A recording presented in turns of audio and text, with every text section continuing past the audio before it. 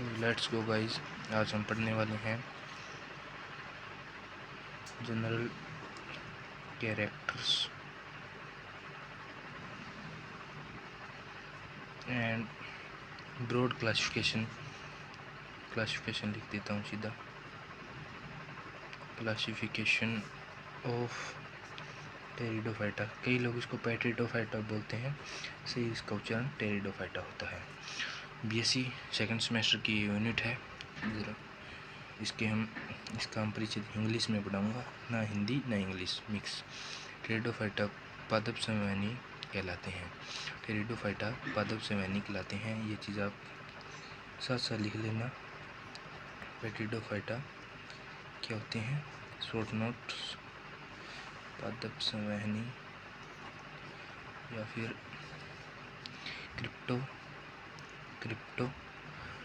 Cryptogams type के, इसको cryptogams भी कहते हैं।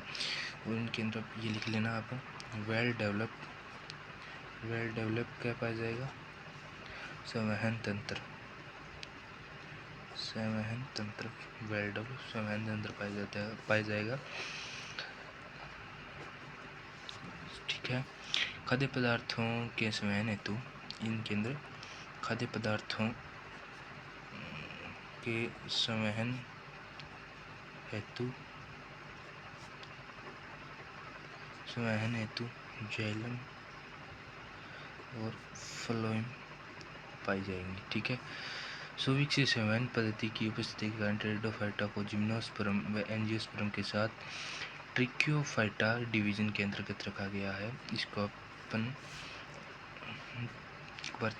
थोड़ा बता देता हूँ, नॉर्मल आपको वैसे लिखने की ज़रूरत नहीं है।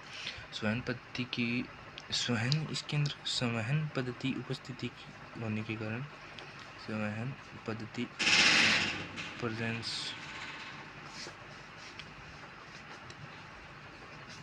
पद्धति प्रेजेंस के कारण इसके अंदर इसको टेरिडोफाइटा को जिम्नोस्पर्म टेरिडोफाइटा स्पेलिंग मिस्टेक हो जाए तो आप गौर मत करना, क्योंकि मैं फास्ट लिख रहा हूँ, थोड़ा वीडियो फास्ट के करने के लिए। टेरिडोफाइटा ताकि लंबी ना हो ज़्यादा। टेरिडोफाइटा को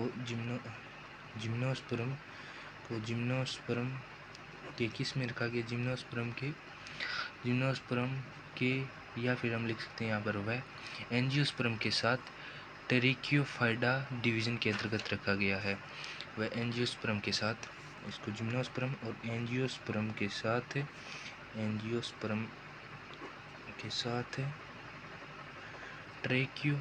टेरियोफाइटा या फिर टेरिक्योफाइटा बोल सकते हैं। टेरियोफाइटा में रखा गया है। ठीक है। इस साथ हमारा शॉर्ट नोट तैयार है। इस समूह में अदेश जीवित व जीवाश्म संवहन पादपों सम्मिलित किया गया है जो बीजाणु द्वारा जनन करते हैं। मतलब इसके अंदर उन जीवों को सम्मिलित किया गया है, ऑर्गेनिज्म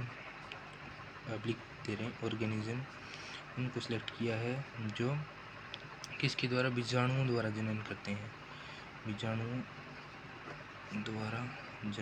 हैं। ठीक है। वैसे मैं लिखा आपको पूरी इंग्लिश में सकता हूँ, पूरी हिंदी में सकता हूँ, लेकिन मैं इंग्लिश में लिखा रहा हूँ ताकि हिंदी और इंग्लिश मीडियम दोनों बच्चों को दिक्कत ना आए। इसके अंदर पादपों की उत्पत्ति पोलियोजोइक महाकल्प के फिलोरीन काल में हुई थी। और ये चीज़ अपने लिखने की ज़रूरत नहीं है, आपको मैं बता देता हूँ। अर्थात उस समय के प्रमुख वनस्पति के रूप में उपस्थित थी। मतलब ये अपने समय में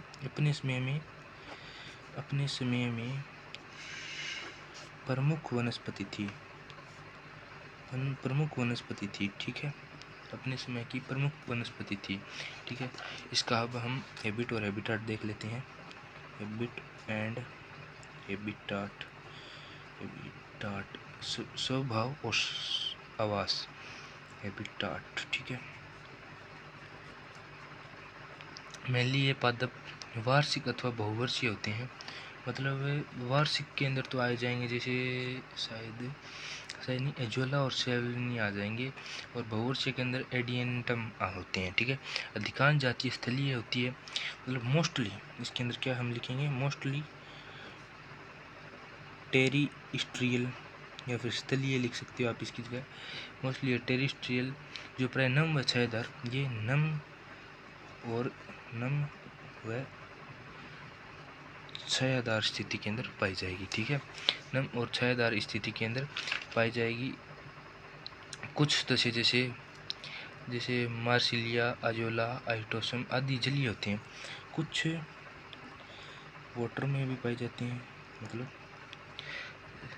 अपन जैसे खारे पानी के अंदर वैसे कर सकते हैं। जैसे 2 एग्जांपल लिख लेते हैं। मार्सिलिया जो हमारे पढ़े हुए हैं उनको याद करने में दिक्कत नहीं आएगी, और एक अजोला, 2 लिख लेते हैं।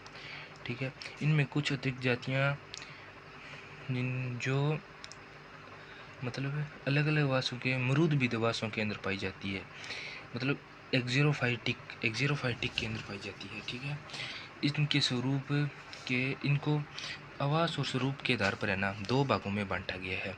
एक गुरुपर्णी टेरिडोफाइट, मतलब हैबिट एंड हैबिटाट के आधार पर 2 भागों में बांटा गया है। राइटिंग पर ध्यान मत दीजिए आप। एक बार आप ऐसे सोच रहे हैं कि हम राइटिंग से ये आपको ऐसे नोट्स कहीं नहीं मिलेंगे, क्योंकि मैं साथ साथ जैसे मान लीजिए कि